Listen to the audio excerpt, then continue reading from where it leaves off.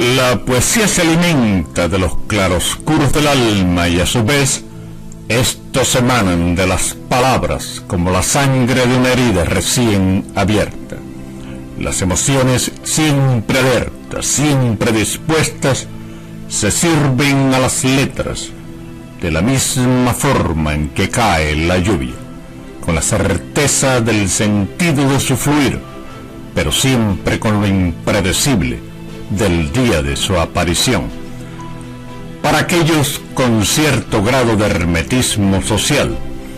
individuos altamente sensibles y muchas veces en exceso perceptivos, pero que son al mismo tiempo inquebrantables representantes del mutismo emocional por vocación, la poesía se aparece ante sus ojos secos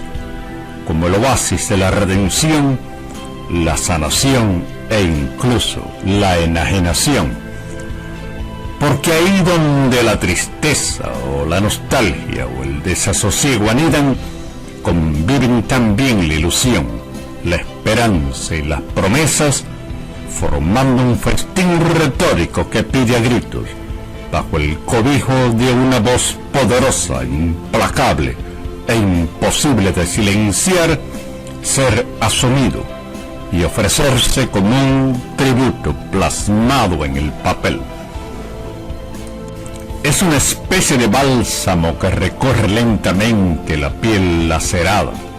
refrescando las pasiones humanas, las más intensas, las más ocultas, las que deben, con urgencia inminente y premura extenuante, explorarse o exteriorizarse antes de que sea demasiado tarde y el cuerpo sucumba a sus efectos implosivos y en gran medida desoladores. Así, la poesía, una pequeña tramposa revestida de encanto envolvente, nos aprisiona en un doble juego, representando por un lado el papel de veneno, con las palabras que el corazón resuma entre sollozos de origen muy diverso, y por el otro el de antídoto, apaciguando los temblores y esquivando al insomnio. De igual forma, el poeta se desliza sin apenas vislumbrar los límites entre los roles de creador y de prisionero de su propia obra, condenado a revivir y enfrentar a sus demonios cada vez que sus palabras son leídas y vueltas a leer, porque cuando su poesía abandona la seguridad de su lecho, renuncia también al anonimato para pasar a ser pasajera del crucero universal. Así como los pedazos de la noche van cubriendo el cielo, la poesía cae a trozos de la mano del autor y pasa a ocupar un lugar en el alma de quien la lee, quien la hace suya de a poco, mordisqueándola y saboreándola, digiriéndola, logrando una comunión perfecta. La poesía ahora es de ellos, porque si bien en un inicio tiene por fuerza un destinatario, quien o lo que la hizo nacer y la alimentó hasta que creció, a la larga se topa con muchos otros que no se contentan con ser meros espectadores y toman entonces el papel de cómplices. Es a ellos a quienes la poesía se entrega totalmente. Es a ellos a quienes los autores se deben, porque les brindan un lugar, un espacio invaluable de expresión y cohesión. Sin alguien que lo lea, el poema y por consiguiente el poeta perecen tristemente en el océano de lo ignorado, de lo nunca conocido. Por eso, los constructores de versos buscan traspasar los límites de sus propias impotencias e inseguridades y de los obstáculos con que el mundo editorial invade sus caminos para adentrarse en los senderos que les permitan llevar su arte al semillero de la expansión, los libros. Ese es el caso de los autores que pueblan y gobiernan las siguientes páginas. todos distintos en superficie, pero que en esencia tienen el mismo centro.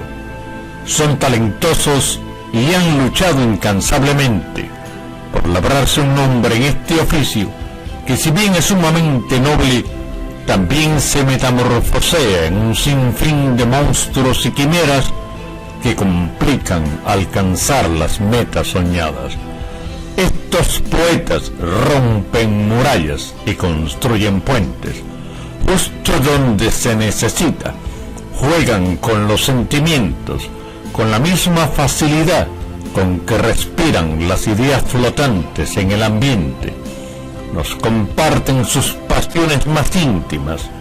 que bien pueden ser las nuestras, y las materializan dibujando paisajes, creando y esparciendo metáforas para dotar de belleza y profundidad a las emociones y percepciones que deambulan por los pasillos y rebotan en las paredes de nuestro ser. Han logrado sobrevivir a la agobiante oscuridad de sus habitaciones, a las noches interminables en que la inspiración fue intermitente y traicionera. Dejaron atrás las hojas amarillentas en las que escribían sus primeros borradores, o las frías pantallas de sus ordenadores, y ahora se entregan en este libro con la pasión y el deseo de un amante primerizo. Pero no ha sido un camino fácil ni por poco. Más bien ha sido un trayecto arduo y extenuante hasta las mismas entrañas. Hallar una luz en el túnel oscuro de la escritura a veces es tanto como ir a pescar y obtener peces de oro y diamante. Se debe ser lo bastante hábil para sobrevivir y sobresalir en la maraña de letras que abundan por todas partes. E igual de complicado fue el proceso de selección de las poesías presentadas aquí. Igual de arduo y complejo fue el proceso de premiación en virtud del alto nivel artístico y literario de las obras concursantes. Al concurso internacional de poesía Latin Heritage Foundation se presentaron unos 1500 poemas provenientes de España, América del Sur, México, el Caribe, Estados Unidos, Canadá y varios otros países europeos. Aunque inicialmente pensábamos en la premiación de un número reducido de poemas, el rigor y nivel artístico de una gran cantidad de obras nos convenció que en aras del más elemental sentido de equidad debíamos conceder al lector el privilegio de acceder a una cantidad superior de poemas que, sin duda alguna, son verdaderas obras de arte y genuinos exponentes del género poético. Y es que el nivel lírico de las obras recibidas resultó simplemente ejemplar y memorable. Los autores han escarbado y raspado en lo más hondo de sus reconditeces más melódicas y escabrosas, logrando dibujar el contorno exacto de sus mundos empíricos o imaginarios para que pueda ser visto como un reflejo fiel de lo que la existencia humana entraña en su cotidianidad, aunque no lo noten. Prestar atención a las letras plasmadas en este libro, quizá uno de los mejores publicados en los últimos tiempos, prestar solo un trozo de vista y un hueco del corazón resultará recompensado con un banquete que querrá repetirse vez tras vez y que se alojará en la memoria como un fantasma indeleble. Invito a los lectores, con la promesa que el arrepentimiento no llegará,